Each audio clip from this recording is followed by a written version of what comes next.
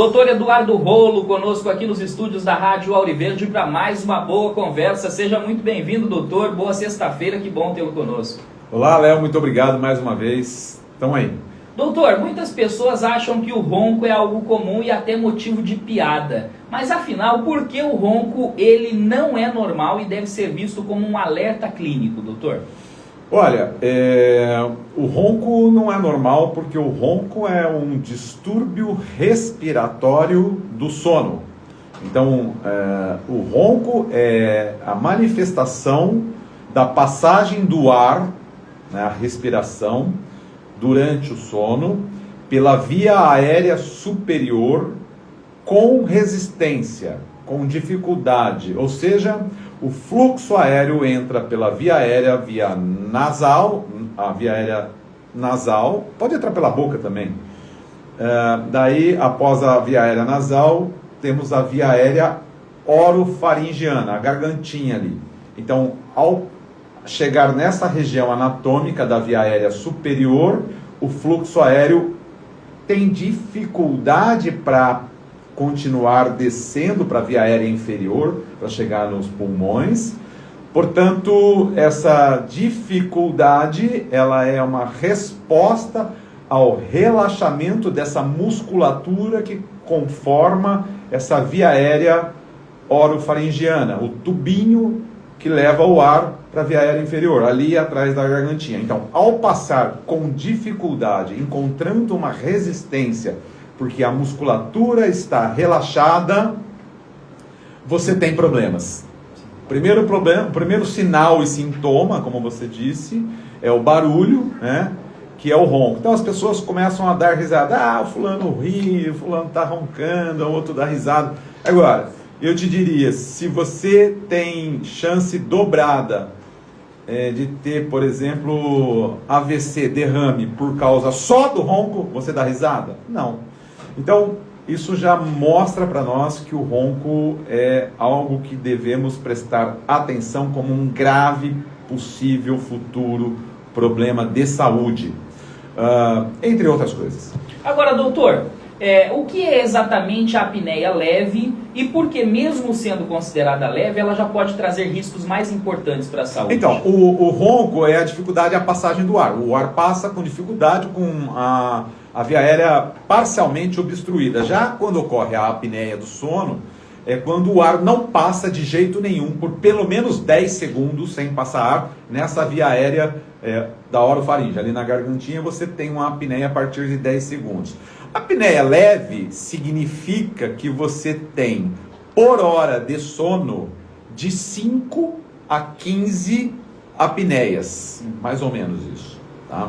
Então, entre 5 e 15 apneias, é que na verdade a apneia se soma com hipopneia, etc. Mas vamos ficar na apneia, que é a não passagem do ar na via aérea por pelo menos 10 segundos. A apneia leve é quando você tem 5 até 15 eventos de parada respiratória do sono, ou seja, o ar não passa, que a gente chama de apneia. Isso é a apneia leve.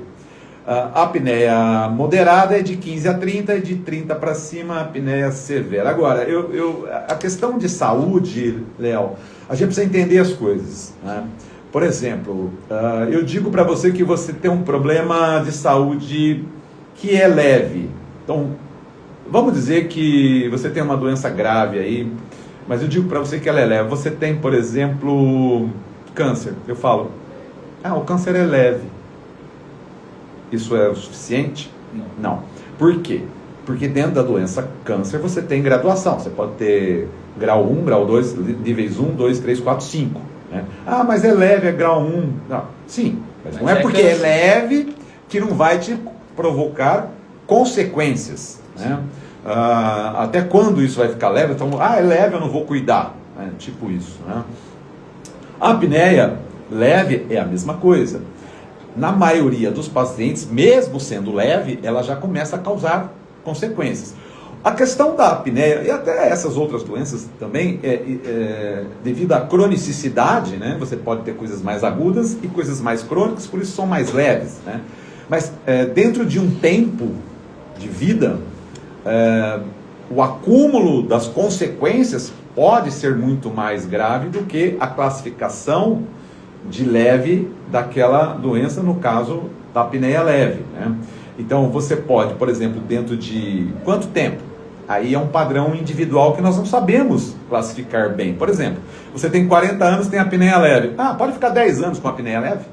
Então, qual é a consequência de durante 10 anos tendo apneia leve? Mas será que são 10 anos ou será que são 12 meses que você começa a acumular as consequências? Ou 6 meses, né?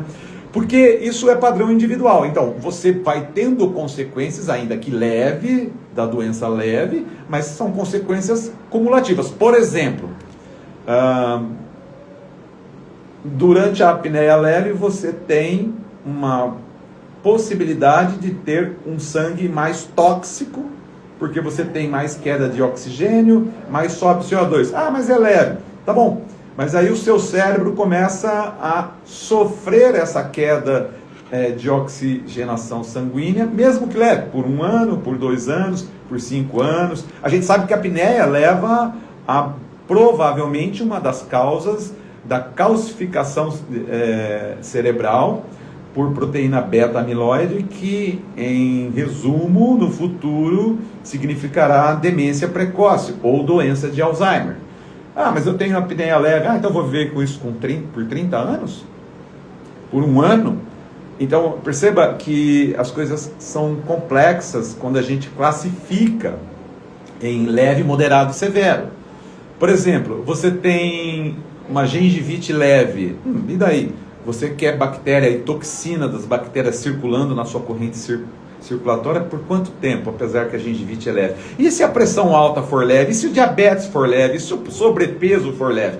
Então, assim, para definir o quadro clínico do paciente, é o profissional dentro do consultório examinando e conversando com o paciente. Agora, doutor, existe alguma relação direta entre bruxismo e distúrbios do sono? Que tipo de erro é mais comum quando se fala sobre essa ligação, doutor? Bom, a ligação direta é que bruxismo do sono é um distúrbio do sono, né? O bruxismo ele tem uma série de classificações. Ele tem bruxismo primário, bruxismo secundário, bruxismo de vigília, ou bruxismo acordado. Tem o bruxismo do sono, que é o que a gente enquadra como uma patologia, um distúrbio do sono. Tem o bruxismo do sono relacionado ao uso ou abuso de medicações, de antidepressivos tricíclicos, muito usado durante muito tempo, mas que pode aumentar a atividade muscular mastigatória de forma rítmica da musculatura da mastigação e com isso provocar bruxismo do sono. Então, o bruxismo do sono é uma entidade que, ainda que se possa dizer que ela é uma parafunção, porque é uma função exagerada ou repetitiva, muitas vezes de forma até crônica. Às vezes tem o bruxismo mais agudo, tem o bruxismo mais crônico. Então, tudo isso compõe o quadro de bruxismo. E é um absurdo as pessoas entenderem que o bruxismo se trata com plaquinha, né? A placa miorrelaxante ou estabilizadora é um tratamento extremamente importante. Mas eu vou te dar um dado importantíssimo dentro do bruxismo. As pessoas que têm apneia do sono têm 7 vezes mais chances de bruxismo do sono, porque a apneia do sono provavelmente altera níveis de batimento cardíaco normal, e altera essa questão do oxigênio sanguíneo, fazendo microdespertares, e esses microdespertares, chamado em inglês de arousal, a gente chama no português de microdespertar, porque você não entra em vigília quando ocorre o evento de apneia, e nesse momento do evento de apneia, você tem alteração cardíaca, e você tem alteração da musculatura da mastigação, mudando a contração da musculatura no momento da interrupção da passagem do ar da apneia. Então, quem tem apneia do sono tem 6, 7 vezes mais chances de ter bruxismo. Só que, essa é uma grande ligação, só que é importante entendermos que bruxismo, aí é que está, bruxismo leve, bruxismo moderado ou bruxismo severo. Como que nós classificamos isso? Complexo, bastante complexo, porque o bruxismo ele pode mudar de um dia para o outro, né? O mesmo bruxismo de hoje à noite pode ser diferente de amanhã à noite. Por quê?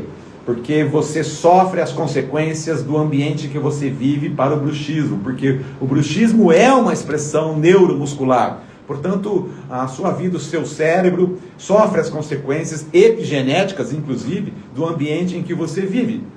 Para resumir, para as pessoas entenderem de forma fácil, um estresse. Você não está estressado hoje, amanhã você bate o carro, você está estressado. Acontece qualquer evento assim inesperado e você pode entrar no estresse e isso pode mudar. Ao mudar, o evento bruxismo leve pode se tornar médio ou grave, portanto pode se tornar um evento médio grave agudo e tem relação com a alteração do batimento cardíaco, levando à possibilidade de aumento do risco cardiológico, inclusive de infarto, pelo bruxismo. Então, sabe aquela história assim que nada está separado, nada está dissociado? Todo mundo já ouviu. Eu não vou entrar na área da cardiologia aqui, pelo amor de Deus, porque o tempo nem dá, mas todo mundo sabe que eventos cardiológicos têm a ver com estresse, né? E o bruxismo também, né? A apneia do sono tem a ver com estresse? Não. Daí é que fazemos a diferença. Apesar de eles coexistirem como entidades patológicas e uma provocasse em função da outra, a apneia do sono não é uma entidade dependente do estresse, dependente da psique, do emocional. Não. Por quê? Porque a apneia do sono é mensurável no sentido físico. Se você faz uma apneia leve de 15 interrupções por hora de sono hoje, amanhã você faz também. Já o bruxismo é diferente, entendeu? Então, é preciso ficar atento a essas questões quando a gente classifica as patologias, principalmente as de natureza crônica, porque as agudas são sempre graves, né? As de natureza crônica, que às vezes ela tem um baixo limiar, um baixo índice de provocar um mal súbito, mas a gente fica classificando como leve, moderado, só que isso, de forma crônica, pode vir um evento agudo mais grave, dependendo da situação em que o paciente pode se encontrar. Por exemplo, o paciente é bruxista aos 25, 30 anos. Beleza, aí ele casa, ele fica mais estressado ou menos estressado? Eu não sei. Depende da mulher. Depende, exato. É o ambiente, exatamente. Tá vendo como é complexo? E aí ele aumenta o peso. Ou seja, ele aumentou um fator de risco para bruxismo e para apneia do sono e para doença cardiovascular. Ele ganhou peso. Por quê? Porque a idade, 30 para 35, porque ele abandonou o esporte, porque ele passou a comer de uma forma errada, enfim, tem uma série de variáveis que a gente pode comentar e tudo mais. Então, isso mudou a classificação de leve para moderado de uma forma que ele nem percebeu. Então, é preciso ter muito cuidado com quem tem classificações simplistas, e que o fato de ser leve pode estar mascarando um risco muito maior. Agora, o uso de aparelhos intraorais, ele tem crescido como forma de tratamento, doutor. Em que caso ou em quais casos eles são realmente indicados e como funcionam além da ciência? O que a ciência tem apontado como benefício a partir do uso do aparelho intraoral? Olha, a ciência mostra que o aparelho intraoral é altamente eficaz para o controle e tratamento do ronco, da apneia do sono leve, moderada e severa para os casos em que estejam bem conduzidos e indicados pelo profissional especialista. Então, a ciência mostra que a efetividade do aparelho intraoral, quando bem conduzido, acima de 96, 97% de eficácia. Tá? Então ele trata como quase poucos tratamentos em geral fazem, porque não existe nada 100%. Né? Então a ciência mostra que o aparelho intraoral provoca a remissão do ronco, provoca a remissão dos eventos respiratórios, apneia, hipopneia, as quedas de saturação do oxigênio no sangue. A ciência mostra... Eu tenho uma tese, outro dia eu estava até procurando, não achei, do Escafi, Mahmoud Escafi, é um iraniano que mora na Suécia. Ele é um professor da universidade lá na Suécia. Ele me mandou a tese dele autografada em 2004. E eu até queria mostrar isso, que eu guardo com carinho. Onde ele mostrou que o aparelho intraoral ele é eficaz em pacientes com cirurgia cardíaca, com pacientes com insuficiência cardíaca congestiva crônica, o aparelho intraoral para tratamento de apneia do sono nesses indivíduos com essas questões cardiológicas. Então, e muitos outros estudos demonstram a eficácia do aparelho intraoral. Então, assim, o aparelho intraoral não é uma brincadeira, é uma terapia altamente condensada, bem documentada na literatura internacional. O primeiro aparelho intraoral para apneia do sono é de 1984. Então, assim, a literatura científica é bem resolvida com relação a isso. Inclusive, a minha tese de doutorado é nisso, onde a minha tese de doutorado já tem mais de 20 anos, é a primeira tese de doutorado com aparelho intraoral para ronco e apneia do sono, com um aparelho regulável, porque existem vários tipos de aparelho. A minha é a primeira no Brasil. Mas isso pouco importa. O que importa é as pessoas procurarem os profissionais especialistas e bem treinados para tratamento. Para a gente fechar, doutor, os pacientes que chegam ao consultório com dor orofacial, cefaleia e também fadiga, eles podem, na verdade, estar sofrendo de apneia? Como que o dentista ele consegue identificar esses sinais? Sim, eles podem. A apneia do sono, um dos sintomas, um dos sinais e sintomas é dor de cabeça. É que a cefaleia a gente tem que separar de primária, cefaleia secundária. No caso, seria a cefaleia secundária, mas muitas vezes a cefaleia primária pode estar presente em pacientes de dor orofacial, bruxismo do sono, disfunção da ATM, 45-50% das vezes a cefaleia primária, que é a enxaqueca, também está presente na dor orofacial e disfunção temporomandibular com bruxismo do sono. Então, para você ver como as coisas se confundem, né? Qual que era a mesma ideia da pergunta? A ideia da pergunta é como a ciência acaba, ou aliás, como que o dentista acaba identificando isso, ou pode identificar se a dor de cabeça tem a ver paciente. com... Então, se o paciente relata dor de cabeça, principalmente ao acordar, é um indício de... E se o exame físico, né, tem que saber fazer o exame físico, você fazer uma análise orofaringiana no exame clínico, você fazer uma análise do IMC do paciente, relação peso e altura, perguntar se o paciente ronca, se essas questões forem... Se falar que ronca, então, daí nem precisa fazer mais nada. Daí precisa pedir o exame de polissonografia para detectar qual é o distúrbio do sono que está acontecendo, que pode ser a causa de cefaleia secundária, de dor de cabeça relacionado à apneia do sono. Muito bem. Esse é o Dr. Eduardo Rolo, conosco aqui na programação da Rádio Auriverde. Doutor, as pessoas que quiserem encontrá-lo através das redes sociais, como devem fazer? Eu uso o Instagram, que é o @dr.eduardorolo com 2 L's, que é o mesmo do canal do YouTube. É isso.